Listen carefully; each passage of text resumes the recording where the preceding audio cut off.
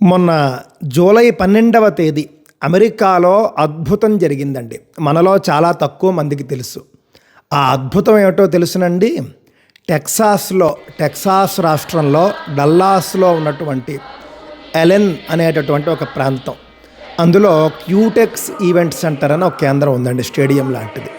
అందులో 10,000 మందితో భగవద్గీత పారాయణ చేయించారు పరమ పూజ్య శ్రీ గణపతి సచ్చిదానంద స్వామీజీ వారు.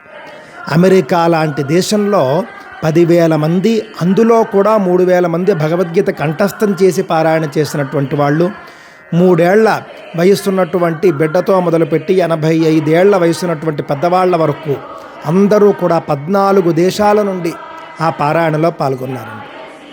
ఒక విదేశంలో ఇంత పెద్ద కార్యక్రమం మనం అసలు ఊహించగలమా అండి? కానీ జరిగింది.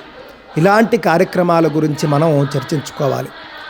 గణపతి సచ్చిదానంద స్వామీజీ వారు 2015వ సంవత్సరం నుండి ఎస్జిఎస్ గీతా ఫౌండేషన్ తరపున ఈ విధమైనటువంటి అద్భుత కార్యక్రమాలు నడిపిస్తూ ఉన్నారు.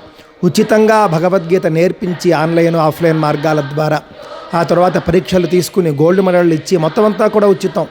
ఆ విధంగా వాళ్ళని ప్రోత్సహించి ఇప్పటిదాకా దగ్గర 20,000 మంది తయారయ్యారు దత్తపీఠం తరపునే, ఎస్జిఎస్ గీతా ఫౌండేషను తరపునే. అందులో తయారైన వాళ్ళే ఈ పారాయణ చేశారండి. ఎంతో అద్భుతం. టెక్సాస్ గవర్నర్ కూడా ఆ కార్యక్రమాన్ని చూసి అబ్బురపడ్డాడంటే ఆ కార్యక్రమం ఎలా ఉందో అర్థం చేసుకోండి. ఇలాంటి కార్యక్రమాలని మనం ప్రోత్సహించాలి. స్వామీజీ 1,00,000 మందితో అలాంటి కార్యక్రమాలు చేయాలి విశ్వశాంతి కోసము అని చెప్పేసి సంకల్పించారు. భవిష్యత్తులో ఆ కార్యక్రమం కూడా జరగాలి అని చెప్పేసి మనం కోరుకుందాం. భగవద్గీత విశ్వవ్యాప్తం అవుతోంది, సనాతన ధర్మం విశ్వవ్యాప్తం అవుతోంది. ప్రపంచం అంతా అంగీకరించేటటువంటి ఏకైక గ్రంథం భగవద్గీత. దృష్టిలో పెట్టుకోండి.